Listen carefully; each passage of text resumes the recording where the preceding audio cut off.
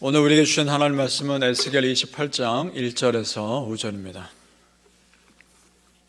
구약성경 1193페이지 에스겔 28장 1절에서 5절입니다. 우리 같이 읽겠습니다. 시작. 또 여호와의 말씀이 내게 임하여 이르시되 인자야 너는 두로 왕에게 이르기를 주 여호와께서 이같이 말씀하시되 네 마음이 교만하여 말하기를 나는 신이라 내가 하나님의 자리 곧 바다 가운데 앉아있다 하도다. 네 마음이 하나님의 마음 같은 채 할지라도 너는 사람이여 신이 아니거늘 네가 다니엘보다 지혜로워서 은밀한 것을 깨닫지 못할 것이 없다 하고 내 지혜와 총명으로 재물을 얻었으며 금과 은을 곳간에 저축하였으며 내 큰 지혜와 내 무역으로 재물을 더하고 그 재물로 말미암아 네 마음이 교만하였도다. 아멘. 오늘 우리 성도님들에게 예비하신 하나님의 은혜가 있으시기를 예수님 이름으로 축복합니다. 아멘. 오늘 말씀은 두로 왕에 대한 메시지입니다. 그 두로 왕을 통해서 두로가 멸망한 결정적인 원인을 더 자세히 말씀하시는데 우리가 다 알듯이 역시 우상숭배입니다. 그런데 단순히 바알 우상숭배와는 또 다른 더 심각한 우상숭배가 두로 사람들에게 있었습니다. 그것은 하나님의 자리에 자신이 앉는 거였습니다. 한마디로 교만이죠. 이것은 바알 숭배보다 더 심각한 것이고 교만이야말로 심각한 우상숭배인 것입니다. 2절을 제가 다시 한번 읽어보겠습니다. 보시죠. 2절 말씀. 인자야 너는 두로 왕에게 이르기를 주 여호와께서 이같이 말씀하시되 네 마음이 교만하여 말하기를 나는 신이라 내가 하나님의 자리 곧 바다 가운데 앉아있다 하도다. 네 마음이 하나님의 마음 같은 채 할지라도 너는 사람이요 신이 아니거늘. 아멘. 자, 바다 가운데 앉아있다 그냥 하는 말이 아닙니다. 실제 바다의 한 섬을 요새로 만들었다고 지난번에 말씀드렸습니다. 그래서 다른 나라들이 침략하기가 무척 어려웠습니다. 이런 조건을 믿고서 자신만만했을 겁니다. 그리고 그가 뭐라 합니까? 나는 신이라. 누구도 나를 건드릴 수 없다. 내가 원하는 것은 무엇인지 할 수 있다라는 자신만만함이 그에게 있었던 겁니다. 두로 왕은 그렇게 생각할 법도 했습니다. 물질이 풍요로웠고 돈이 많았습니다. 마음 먹으면 뭐든지 할 수 있었습니다. 그리고 요새 같은 섬에서 안전하다고 스스로를 착각하고 있었을 겁니다. 그러나 성경에 보면 하나님이 허무시니까 그 튼튼했던 여리고성도 한순간에 무너집니다. 여리고성을 발굴했던 고고학자들의 보고에 따르면 그 성이 굉장히 두꺼운 두 겹의 성벽으로 이루어져 있다라고 발표합니다. 성벽에서 사람들이 집을 짓고 살 정도로. 그렇게 튼튼한 성도 하나님께서 허무시니까 사람들이 몇 바퀴 돌자 허물어집니다.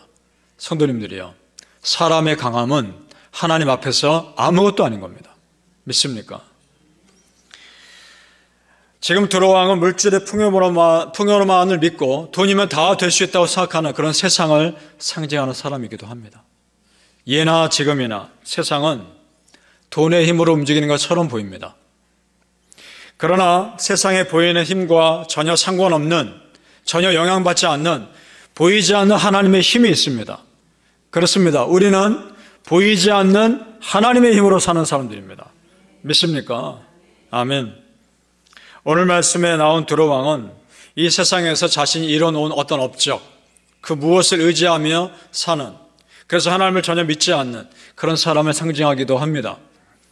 생각해 보세요. 두로라는 도시국가, 그 작은 도시국가가 이런 풍요로움을 이루기까지 그 두로 사람들 열심히 살지 않았겠습니까? 부지런히 살았을 것이고 나름대로 노력하며 살았을 겁니다. 똑똑하고 능력도 많았을 겁니다. 그러니까 경쟁이 치열한 세상에서 그만큼 성공했겠죠. 그러나 성도님들, 우리 크리스천은 또 다른 차원의 은혜를 생각합니다. 이런 겁니다. 내가 열심히 살 수 있는 마음과 건강 주신 분도 하나님이에요. 내가 열심히 살았을 때 그런 열매를 거두게 하신 분도 하나님이신 겁니다. 그런 환경을 만들어 가신 것도 하나님이신 겁니다. 그러니까 내가 여기까지 산 것은 내 힘이 아니요 하나님의 힘으로 산 겁니다. 믿습니까? 우린 그것을 믿습니다. 바울 사도가 신약시대 바울 사도가 얼마나 놀라운 업적을 이루며 얼마나 놀라운 많은 일들을 합니까? 그런 그가 이런 고백을 하죠. 고린도전서 15장 10절에 우리 익숙한 말씀인데 고린도전서 15장 10절 들어보세요. 그러나 내가 나 된 것은 하나님의 은혜로 된 것이니 내게 주신 그의 은혜가 헛되지 아니하여 내가 모든 사도보다 더 많이 수고하였으나 내가 한 것이 아니요 오직 나와 함께 하신 하나님의 은혜로라. 아멘. 그렇습니다. 성도님들, 우리 크리스천은 하나님의 은혜로 산 것을 전제로 하는 사람들입니다.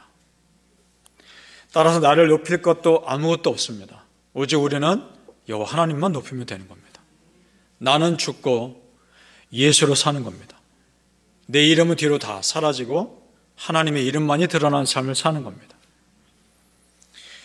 그 은혜의 비밀을 안다면 하나님께 우리는 기도해야 되는 겁니다. 하나님만을 높이는 삶을 살아야 하는 겁니다. 내 생각보다 하나님의 생각이 더 크지 않겠습니까? 내 계획보다 하나님의 계획이 더 확실하지 않겠습니까? 그걸 정말 여러분 믿습니까? 그걸 믿는다면 기도해야 되는 겁니다. 그 은혜의 비밀을 안다면 우리는 기도로 승부를 봐야 하는 겁니다. 예레미야 33장 3절 말씀에 너는 내게 부르짖으라 내가 너에게 응답하겠고 네가 알지 못하는 크고 비밀한 일을 너에게 보이리라. 믿으십니까? 그래서 우리가 이 새벽에 간절히 부르짖는 기도야말로 파워풀한 기도임을 우리는 믿습니다. 바로 우리 성도님들, 나의 힘으로 사는 것이 아니라 하나님의 힘으로 이 땅을 살아가시기를 예수님 이름으로 축복합니다. 아멘. 두로의 우상 숭배와 교만에 대해서 하나님의 심판은 철저했습니다. 끝까지 하나님 믿지 않고 우상을 섬겼던 그 백성들에 대한 하나님의 인내하심이 멈추자 심판은 철저했습니다. 19절을 내려가 보시죠. 19절입니다. 같이 읽어보죠. 28장 19절 시작. 만민 중에 너를 아는 자가 너로 말미암아 다 놀랄 것이며 네가 공포의 대상이 되고 네가 영원히 다시 잊지 못하리로다 하셨다 하라. 아멘. 이 말씀대로 두로는 알렉산더 대왕이 침략하며 정복했을 때 그 이후의 역사에서 사라집니다. 말씀대로 됩니다. 반면 그렇게 심판을 외쳤던 이스라엘에 대해서는 하나님이 다시 회복을 말씀하십니다. 참 이것이 은혜입니다. 25절을 우리 읽어보겠습니다. 25절 시작. 주 여호와께서 이같이 말씀하셨느니라. 내가 여러 민족 가운데 흩어져 있는 이스라엘 족속을 모으고 그들로 말미암아 여러 나라의 눈 앞에서 내 거룩함을 나타낼 때에 그들이 고국 땅 곧 내 종 야곱에게 준 땅에 거주할지라. 아멘. 다시 그 백성 회복시켜서 원래 살던 땅에 살게 해주겠다, 그 말 아닙니까? 여기서 질문이 들죠. 하나님은 왜 이렇게 이스라엘 백성들에게 너그러우신가? 왜 그러신가? 왜 그렇게 이스라엘 백성들을 비난하는 이방 족속에 대해서는 그렇게 철저하게 심판하시면서 왜 이렇게 이스라엘 백성들에게는 기회를 많이 주시는가? 질문되지 않습니까? 왜 그러실까? 성도님들이요, 이것이야말로 하나님의 절대 주권입니다. 감히 우리가 따질 수 없는 겁니다. 왜냐? 그 하나님의 절대 주권 때문에 내가 용서받고 지금 이 자리에 있는 거 아닙니까? 누가 나에게 하나님 저 사람 죄인인데 왜 저 사람 용서하십니까?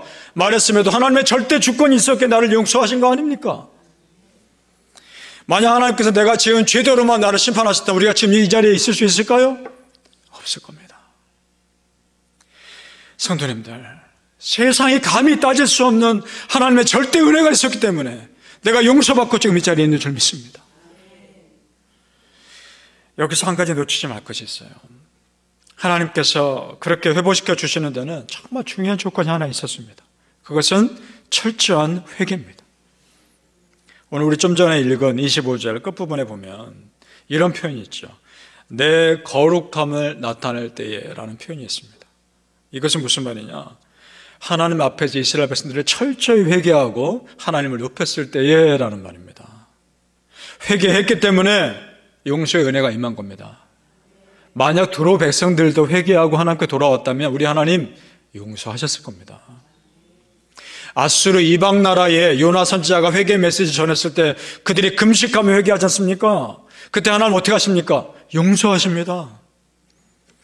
누구든지 하나님 앞에 나올 수 있습니다.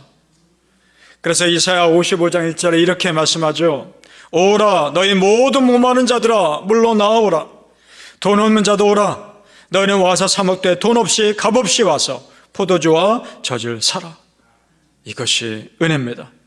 우리 하나님의 용서와 회복의 은혜는 회개하며 돌이키는 모든 목마른 자들에게 열려있는 겁니다. 믿습니까? 사랑하는 성도님들, 하나님께 내 모든 교만과 고집을 다 내려놓고 정말 목마른 마음으로 나아갔을 때 다시 회복해 주시는 은혜가 임하시기를 예수님의 이름으로 축복합니다. 아멘. 기도하겠습니다. 아버지 하나님 감사합니다. 절대 은혜가 있었기에, 하나님의 절대 주권이 있었기에 저 원수 마귀가 나를 정죄했음에도 불구하고 내가 이 자리에 있는 줄로 믿습니다. 나를 용서하신 하나님의 절대 은혜가 이 자리에 있는 줄로 믿습니다. 앞으로도 그 은혜로 살게 하여 주시옵소서. 내 죄 지은 대로만 내가 벌받으며 살았다면 내가 어떻게 이 자리에 있을 수 있겠습니까? 아버지 하나님, 그 은혜가 너무나 큽니다. 오직 십자가 은혜 바라보며 나의 나 된 것은 하나님의 은혜로 된 것이라는 바울의 고백처럼 그것이 우리의 고백이 되게 하여 주시옵소서. 나의 나 된 것은 다 하나님의 은혜입니다. 내가 내 힘으로 산 것 아니요 하나님의 힘으로 산 것임을 고백하며 살아가게 하여 주시옵소서. 감사하며 예수님의 이름으로 기도합나이다. 아멘.